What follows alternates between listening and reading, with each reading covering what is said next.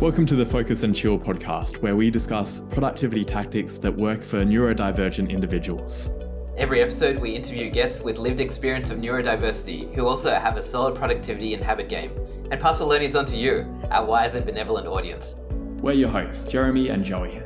I'm Joey, and I coach creatives to get moving on their most ambitious projects through the power of solid habits and strong focus. I'm also a perpetual student of psychology and perpetually on a quest to a one-armed chin-up. And I'm Jeremy, a neurospicy software developer turned startup founder, building the Focus Bahr app to help people with ADHD and autism thrive at work. My cool party trick is leaving parties early so I can get to sleep in time for my 2-hour-long morning routine.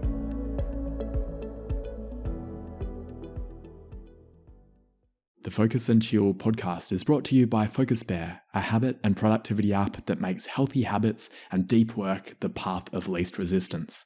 If you have a tendency to check emails or scroll through Instagram first thing in the morning, but long to develop a meditation and exercise habit first thing, Focus Bahr can help you. The app blocks distractions on all your devices and guides you through your habits one at a time. Throughout the day, Focus Bahr assists you to stay in deep work by blocking websites and apps that are unrelated to your chosen focus mode. Life's not all about work though. You'll be prompted to take regular breaks to rest your eyes and stretch your muscles. At the end of the day, Focus Bahr helps you switch off. Work-related apps get hidden so you can unwind and sleep well. Check out the app by going to focusbahr.io. Welcome to episode number 60 of the Focus and Chill podcast. We're lucky to be joined by Aleasha Bahr today. Aleasha is a sales strategist, speaker, best-selling author, and founder of the Black Sheep Sales Method, trademark. She has 15 years of experience customizing sales strategies for businesses. She's also an ADHDer and uses it to her advantage in her career. Welcome to the show, Aleasha. Hi, I'm so excited to be here, even though I know it's so early for you guys. Thank you for being able to meet me. It's actually not too bad. It's 8 a.m. for us. Kind of early for me. I woke up at 2 a.m. today, so it's feeling late for me. But let's talk about your experience with neurodiversity. When did you realize that you weren't neurotypical? Yeah, I didn't know that a lot of my habits were neurodivergent until probably a few years ago. They were things that I thought were actually normal that other people experienced. And then I found out that they didn't. So like doing things on a really tight deadline, pushing things off and then being better at it than if I had tried to do it the week before or whatever. Getting really frustrated when you can't open certain things or manage certain things, like extra frustrated, like where you want to just throw it at a wall. I have to doodle when I am listening to somebody to hear them well, or fidget with something. So, and I think there are lots of things even beyond that I don't know are symptoms of that. Yeah, absolutely. It's sort of a constant learning process. We were talking before the show as well about empathy. You were saying that that's something that you really experience and you weren't sure whether that's an ADHD trait. Do you want to talk about that? Yeah. So I know that ADHD people can sometimes be more sensitive. And I definitely also am more of an introvert in the way that humans drain me. And introverts are actually really fantastic at sales. My theory behind why introverts are drained by human interaction is that they are so concerned with the other person's experience that it's a bit exhausting. So it's like, I'm monitoring how they're responding. Are they having a good time? Are they engaging? Did I offend them? Is this exciting for them? Like, it's just this constant dialogue in your head. And it's really a benefit in sales because you're able to see when someone's uncomfortable or not liking what you're putting down, or able to ask questions that make the other person feel seen and heard, because you are seeing and hearing them. And it's definitely something I've always had my whole life, is this ability, when anybody tells me a situation, I immediately put myself in their shoes and can feel what they're feeling. Sometimes to my detriment, taking it on too much. Yeah, I can relate to that. That's music to my ears, what you said about introverts being good salespeople. I want to talk about that a bit later. Okay. That's something that I have struggled with, but yeah, keen to hear a bit more about the journey there that you said you found out that you weren't neurotypical a couple of years ago. What has that been like? Well, so when I was about 25, I discovered that I performed much better with Adderall. So black market Adderall. It wasn't prescribed in how I found out, but I did, eventually get a prescription. Um, I just wasn't able to be motivated without it, I guess I would say. Whenever I take it, I'm like in the zone. So I'm just knocking stuff out. And I love that feeling, that productive feeling. And sometimes it can even make me sleepy, which I've heard is an ADHD thing because it's like calming your brain. So like coffee can make me tired, like stimulants can make me tired. Mm, So when I was like 25, I started, being prescribed to it. And then mm, only a couple years ago, I found out that all of these traits I have are also lined up with it. I just was like, I'm a unmotivated person, and that's why I take this. Like, I kind of didn't know if it was because I was neurodivergent, mm, because people just didn't talk about what that looked like at all if it's not this extreme thing, you mm, know? So when I found out a couple of years ago that that's what it was about, I was just like, I was already on this kick of really embracing who I was and not trying to fit in a box. So I didn't have any negative feelings about it or judgment about it. It was just like a relief mm, and um really diving into how can I work with my brain then? Like what works for me? Because I just have to learn how to hack myself basically. And so this is information that's going to help me optimize myself basically. It's mm. kind of how I looked at it. That's fantastic that you didn't feel self-stigma around it, because I think especially in the past, it's probably getting better now, but I think there has been a lot of stigma against ADHD. Was it hard as well as a woman getting diagnosed? Because I've heard that in the past, the doctors weren't great at recognizing it. That's so true. Um, no, because I think that it would have been a different experience and I would have felt more of those negative feelings if it had happened when I was like in school.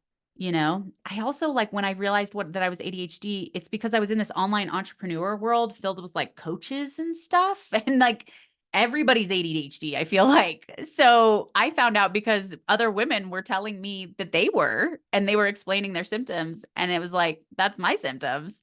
Mm, So it didn't feel like I was alone. It felt like I found these other black sheep and we were just mm, like combining together and, providing a no judgment, like a judgment free safe space to whatever works for you. Like, let's figure out how to work in a way that it sets you up for success without judgment for whatever that way is. mm. I love that. It sounds like a really positive recognition of the label, because some people worry about the label making you act down to the level of it. But it sounds like for you, it helped you to accept yourself a bit more and to find your tribe. Yeah, it's kind of like this feeling like I'm not crazy, you Yeah. know? Mm. I Yeah. yeah, I felt the same. Has it evolved for you in terms of the way that you work with your brain over time compared to a couple of years ago? What is it like now? Oh my gosh. I don't know if this is an ADHD thing, but I have a tendency to spiral. Is that a neurodivergent thing or is that it's just a human thing? As in catastrophizing? Yes. Hmm. Yeah, I'm not sure. Okay. Yeah. Well, so really needed to pull myself back from spiraling. Um, like when you a business and build it, one of the biggest things is your mind. It will make up stories that aren't even real, and you will quit or do things that have a negative impact based on stories that you're making up. So I really had to get some tools that worked with my brain to not do that and to understand what the root cause was of those things so I could kind of like dial it back and the reality of those things. So, I mean, some meditation has helped. Also, really like communicating to people what's going on for me has helped a lot. Like, hey, this is the experience I'm having and this is why. And, is that what's happening? Or like, can you confirm like what is going on? And I'm able to really stop situations from getting worse by communicating with people about what's going on. And then I don't know if this is related, but it's been really hard for me to figure out how to get stuff done. And everybody says time blocking, it's like the only move. Everybody's like, just time block. Like there's no other options or something. And I'm like, okay, well, that doesn't work for me. I can't force myself to be in a creative mindset for 2 hours at this day every time. So what's really worked for me is like Monday and Friday, I have 0 meetings, 0. And then I just surrender to Tuesday, Wednesday, Thursday. Like, I'm not going to try to have pockets of time. I'm just like, fine, I'm going to have all the meetings. And then I get so much stuff done on Monday and Friday without feeling like I have to rush through it. Like, I'm able to kind of dip into that creative side of my brain, like by coloring or something. And then all of a sudden it starts flowing, or like going on a walk, or, hanging out with my dogs, or whatever's going to kind of like put me in the right mental space where everything just happens easier. Like it just flows. Yeah, I love that. We had another guest talk about day blocking as well, and it makes a lot of sense because it probably takes some time to get into that state of creativity, and just 2 hours may not be enough time, especially if there is a draining meeting immediately before that. I'll have to try it too. Yeah. We were talking as well about superpowers, and you were saying that for sales, you mentioned introverts potentially being really good at sales, and you were saying maybe it's because of empathy. Do you feel that's one of your major superpowers? What would some other strengths be?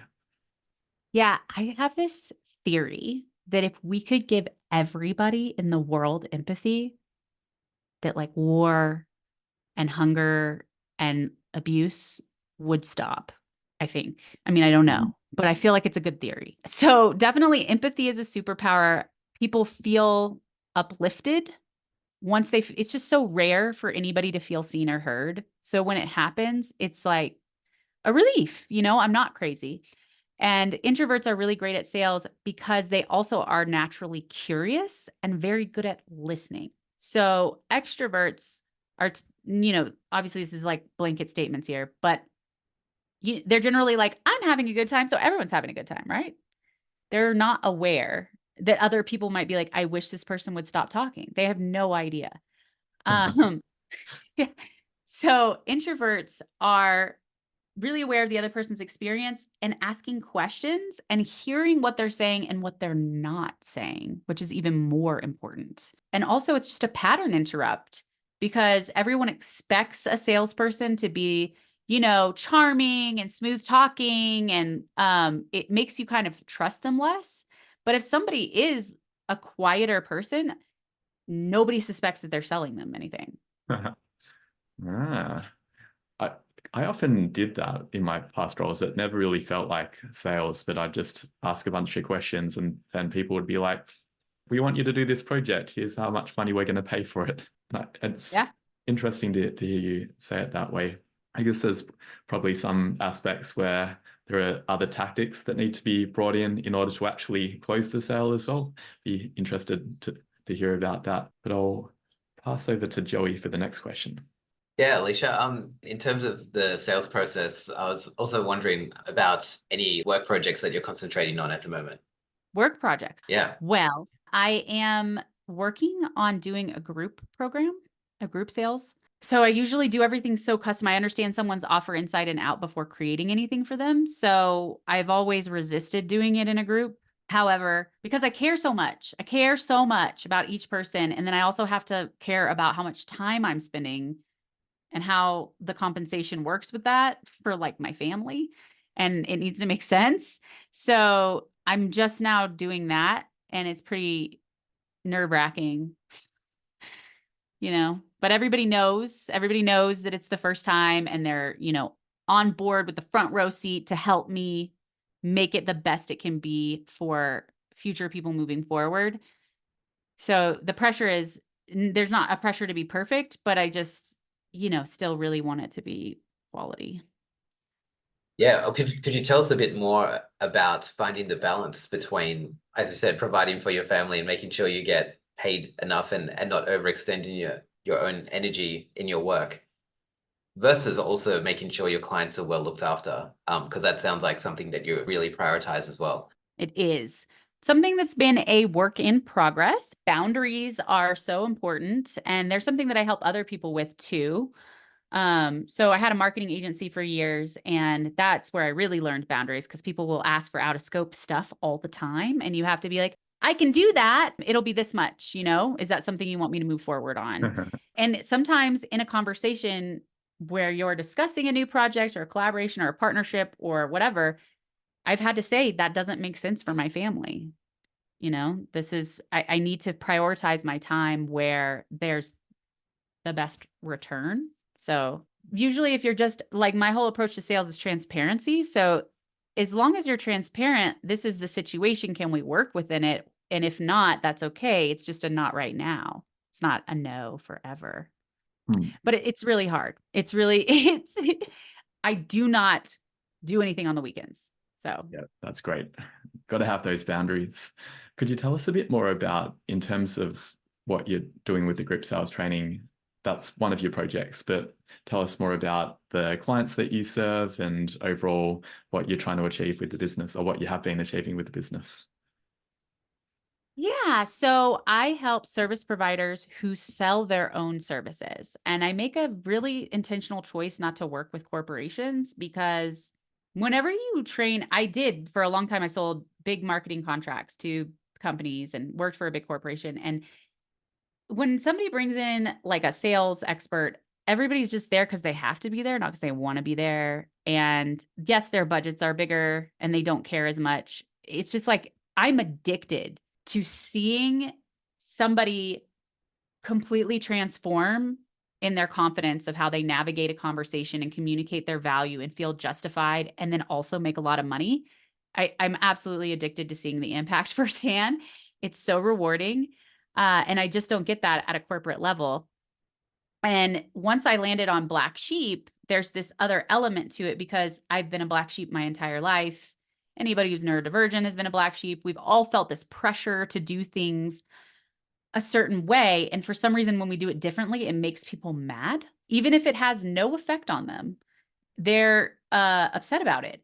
And I just really, and it makes people change themselves because other people are, putting negative emotions on being different.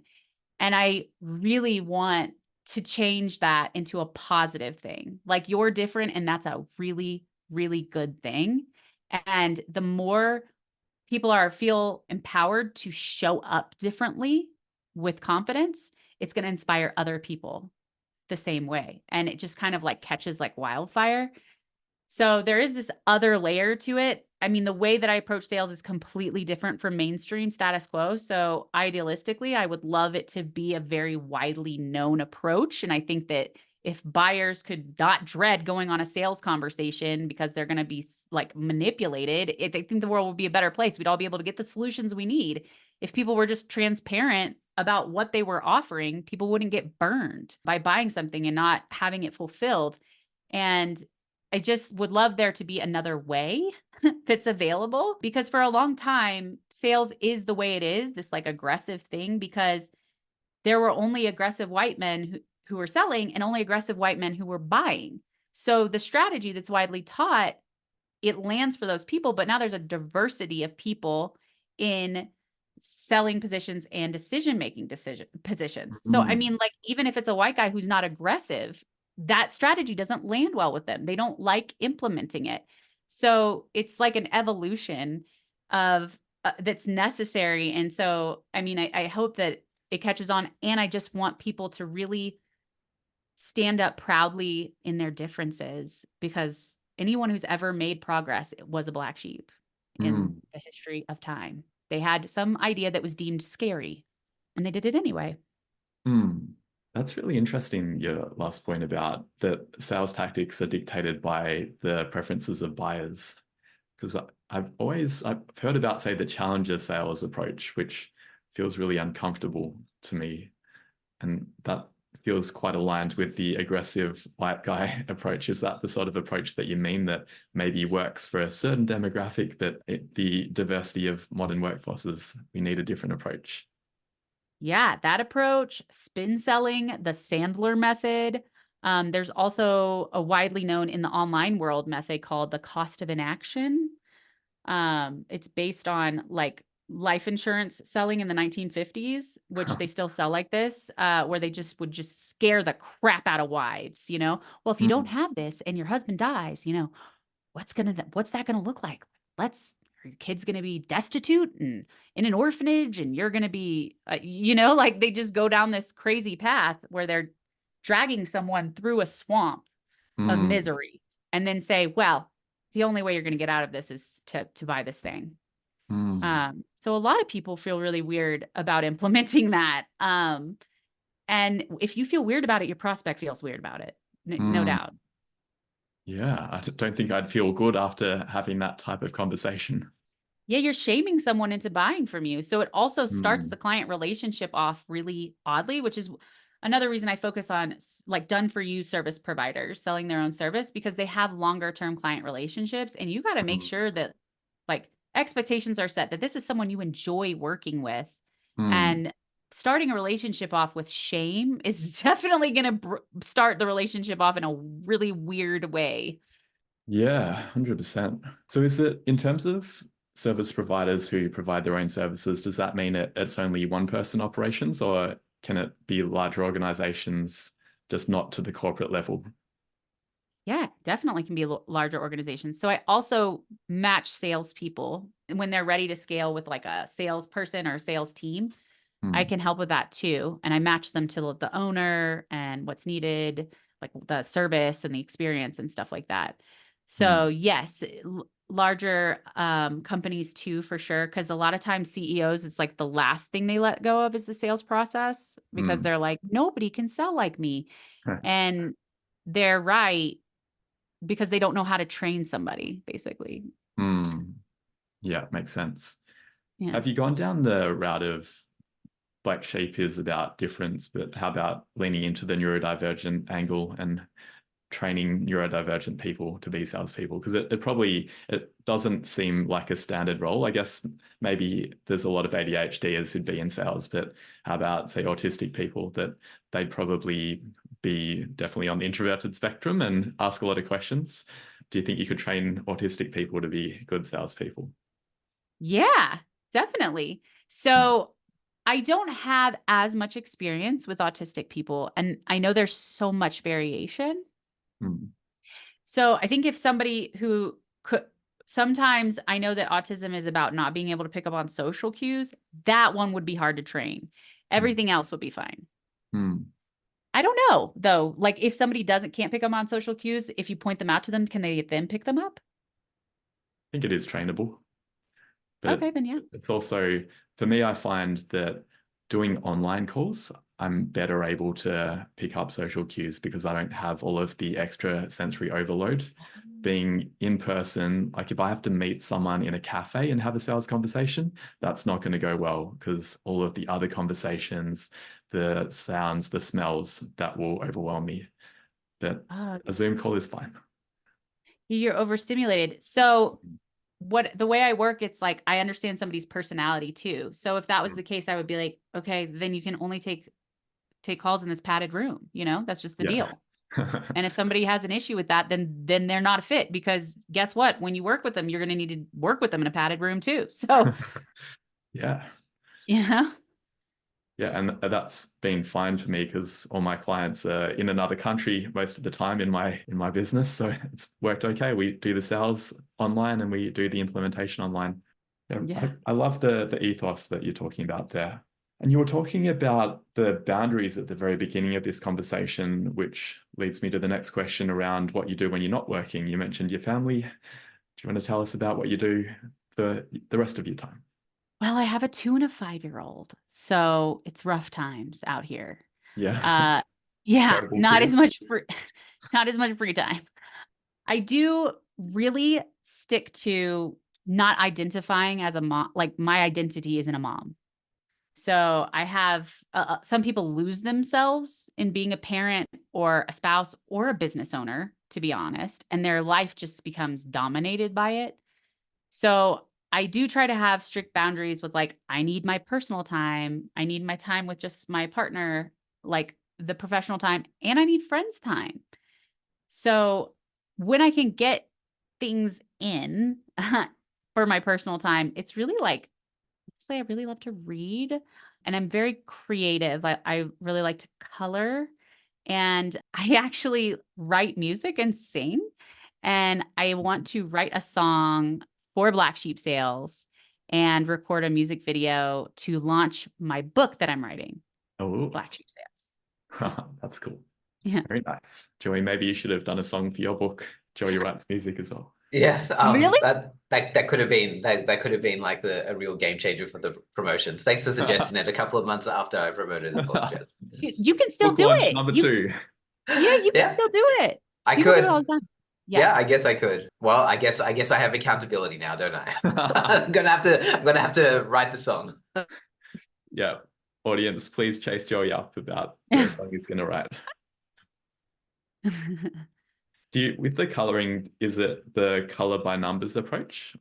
No, it's like one of those adult coloring books. So I have some right here.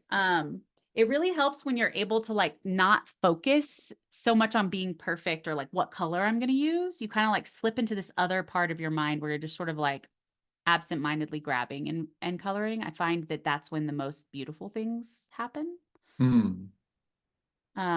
So no, it's not color by number because I would have to like focus too much for that, I think. Do you use that style in your work? Joey and I were planning our next episode, and one of the things was going to be about mind mapping and visual processing. Is that something that works well for you, or it's just a tactic for doodling while you're listening? I don't know. What is mind mapping? What is that? Joey? Yeah, so it's basically the idea of like instead of representing a concept in terms of like a linear document, like from beginning to end, imagine a book, like you got like the intro and you got like the chapters and stuff like that, and it's like all linear.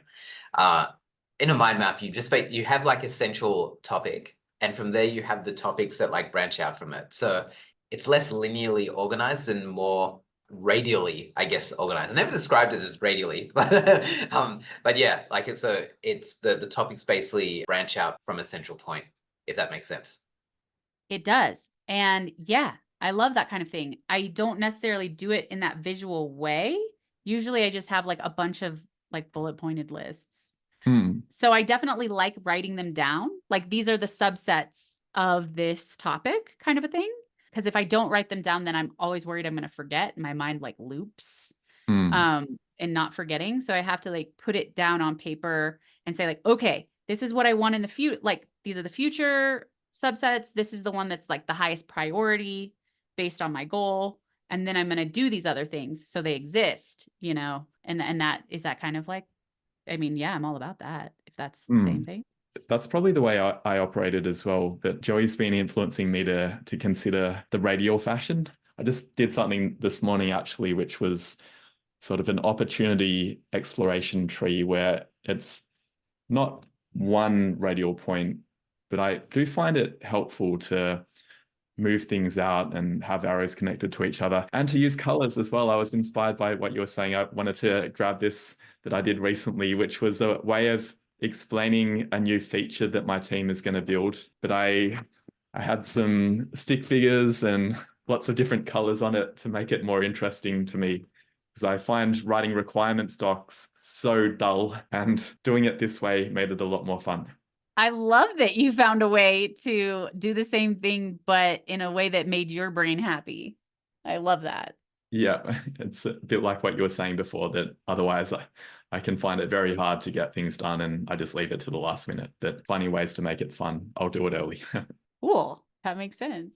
Aleasha, you were mentioning writing your to-do list in order to break the loops and stuff, and you mentioned the day blocking previously. Do you have any other methods you use to optimize your productivity during your working hours? The only thing I found is to find somebody who's better at details than me and delegate stuff to them. I'm like, look, this is not my thing. Please know that I'm like trying my best. Like, let's all put the ideas on the table. No idea is a bad idea. You know, like So I have been on an exploration for the perfect EA. And I think that I have found a really fantastic EA who can kind of keep me more organized and save me from myself a little bit. Ooh, I wish I had that person in my life too. Yeah. What type of things do you delegate to them? Well, managing my calendar. I'm really bad at managing my calendar. I always assign too much stuff. I don't have good boundaries around it. Like things don't make sense. I have too much of the same thing in one week instead of it being a diversity of things. Also, my podcast. They take care of like, and all my social.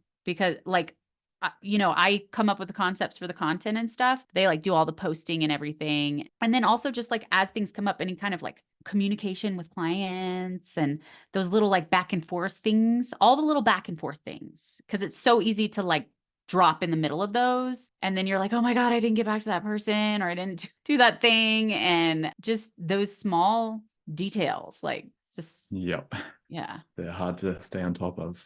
That's great. You've got someone. Is there any unhelpful productivity advice? You mentioned time blocking is something that doesn't really work in terms of just 2 hours at a time, but day blocking does work. Is there anything else that you've heard? Everyone says you should do this, but it doesn't really work for you. Yeah, I mean, time blocking is the biggest one that I hear. I think some people are very type A in their organization. Anything that has to do with like a spreadsheet, I'm probably not excited about. That is a really common way, is like I need some little disorganization in my life. It can't all be so sterilely organized, if you know what I mean, like rigid. I don't do well in that kind of rigidity. And I feel like a lot of times productivity tips are really more rigid than flexible. And that's why they kind of don't work for me. It's like, well, you know, what if the mood's different? Like, what if, you know, the amount of sleep was different, the energy level is different. I'm a different person each day. So it's really hard to say, do this all the time, you know? Yeah, absolutely. Well, speaking of energy levels, one thing that helps with energy levels is taking a break. So we're going to take a quick break. Hi there, Focus and Chillers. Are you ready to supercharge your knowledge in the realms of creativity, tech, and psychology? Come check out my fortnightly newsletter. In each edition, you'll get quick wins and actionable takeaways that you can put into practice right away. If this sounds like you, I'd love to have you as a reader. Subscribe for your fortnightly dose of insights. The link is in the show notes. And now, let's get back to the show. We're back from our break, and I got some water. Aleasha got a coloring book, and she was just showing us some of the designs that she's colored in, and also had an interesting point about how things don't always work the same way with tactics. Do you want to repeat what you just said? Yeah. So in my coloring book, like I have all of these half-finished pages because I don't always just stick and finish one image. What would you call it? One page? Yeah, scene, image, yeah. Yeah. So it's really about like what I'm feeling. And I think that so much of productivity is leaning into your intuition and what feels good to you without judgment. So if I'm feeling this one, then I do it, or maybe for a minute and then I'm not feeling it, I go to a different one. And it's kind of the same with like anything I'm doing. I really try to listen to whatever internal, subconscious, Aleasha, whatever is telling me about like what I'm being drawn to in that moment. Because if you go towards the thing that you're drawn to, whether it's like a project or a task or like a whatever, usually you're going to get that thing done way faster than if you went to it when you weren't feeling it.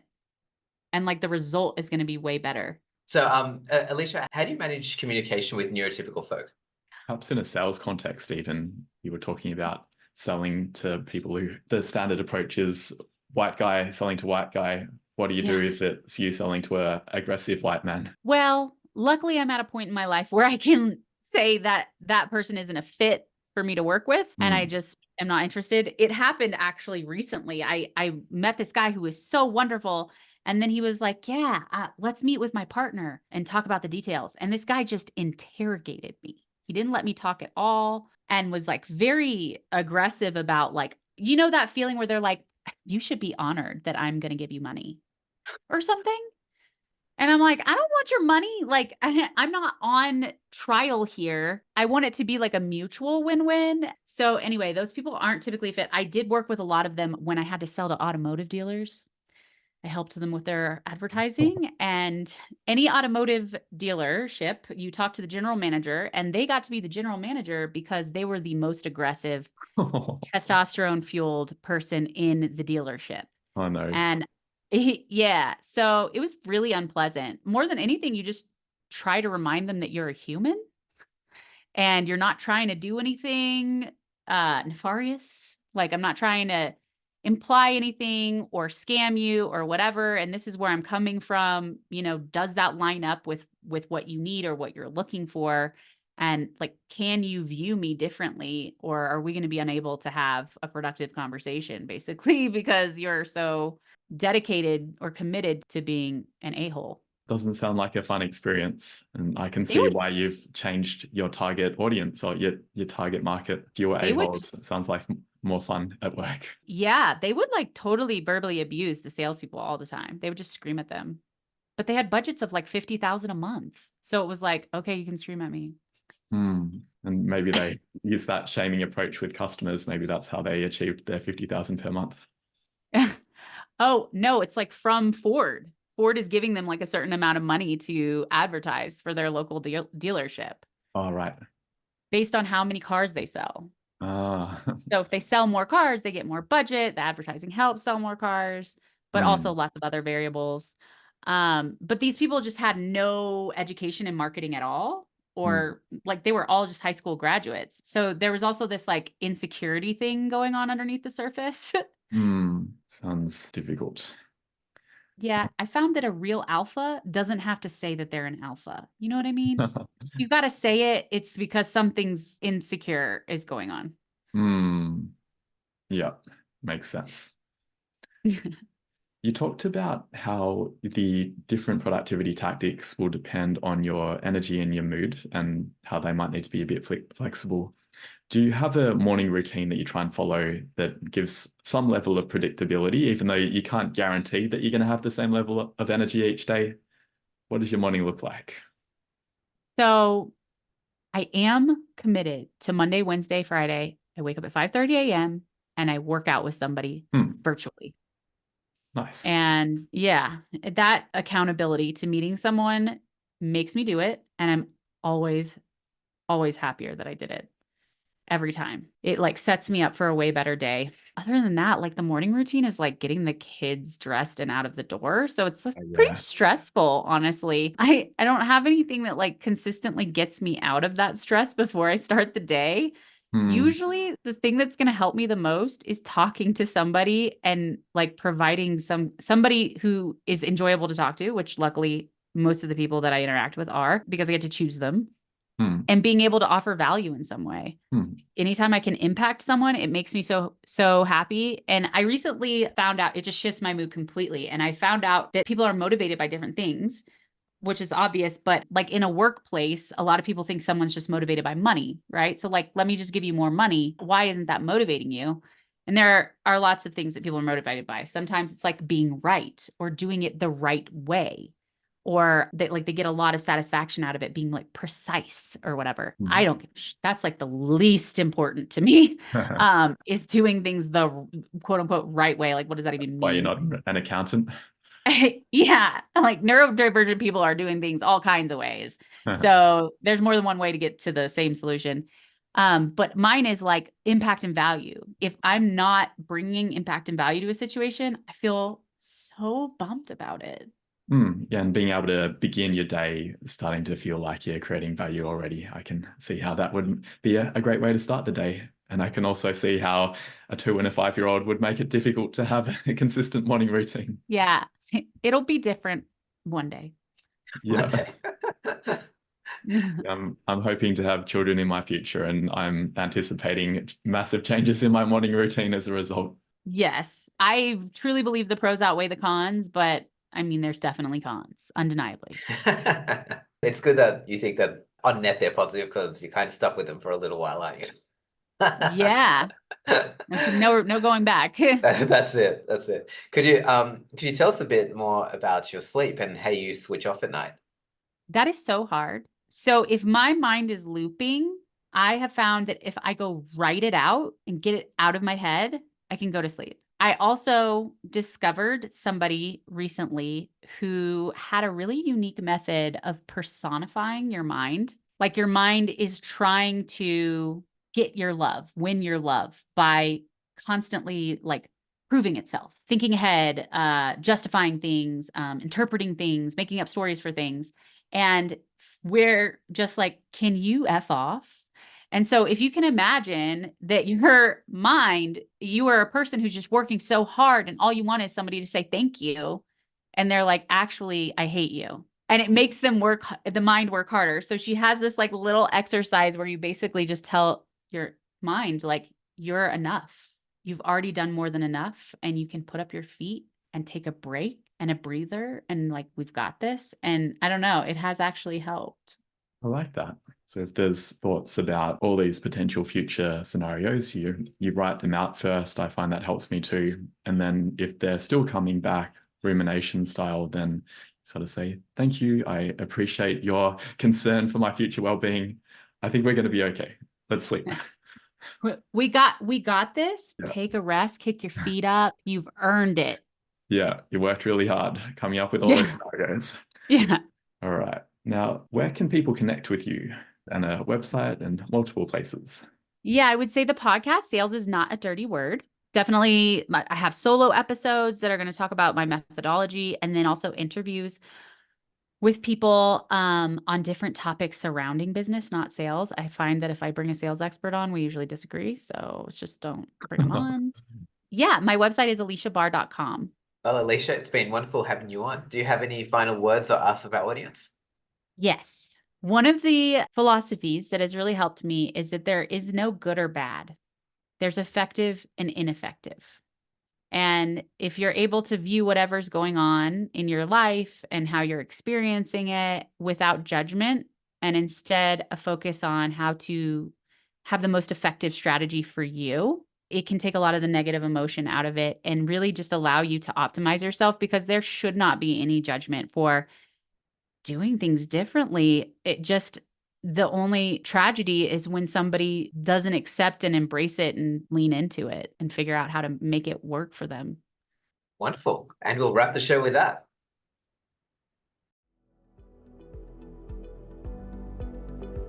Thanks for tuning in to this episode of the Focus and Chill podcast. To listen to other episodes, jump onto podcast.focusbear.io. If you'd like to be a guest on the show, or you know someone who'd be a good fit, email us at team@focusbear.io. Otherwise, stay focused, stay chilled, and peace out.